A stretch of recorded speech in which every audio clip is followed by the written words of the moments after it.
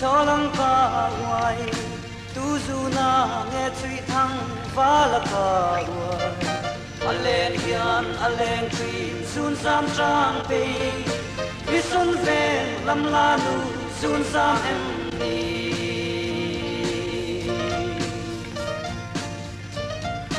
cặp ngày em vang se hiền in he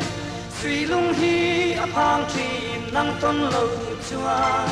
itiam tu di acham reng lai ril a o boi te ipma mai na ros pa ne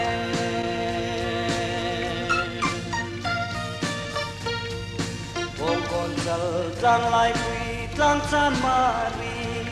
zar ko te electric door pui tuang lam the ching a veng saron kil tin sut nu in lung min mem an om lo bazara po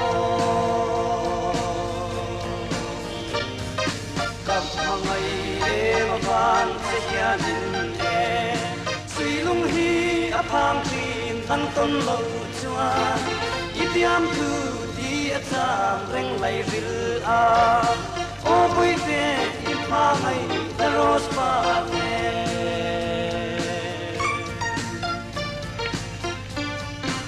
ai mà còn tin thar le dor pui ven thar tui kwal ven sang sang tu kon lam lian le khat la chuang lam len sut ni len po in kalung len abang lo lung lam ka vai ka mangai em vang se hianin e sui lung hi aphang tin nang ton lo chua itiam tu di acham reng lai ril a o boi te ipha mai na ros pa ne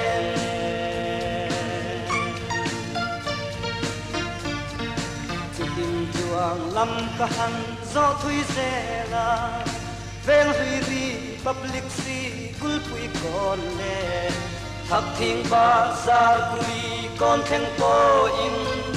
ka phang chua ka lung le abang chuang lo ka mangai em phang se hianin e sui lung hi aphang tin nang ton lo chua itiam tu di acham reng lai ril a o boi te ipma mai na ros pa ne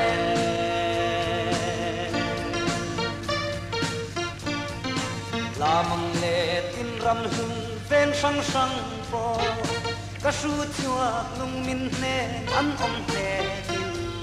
zol ko pui chim le ma chak le thang a ka di ai ka mel tha an lo om lo kap mangai em vang se hianin e sui lung hi aphang tin nang ton lo chua itiam tu di acham reng lai ril a o boi te ipma mai na ros pa ne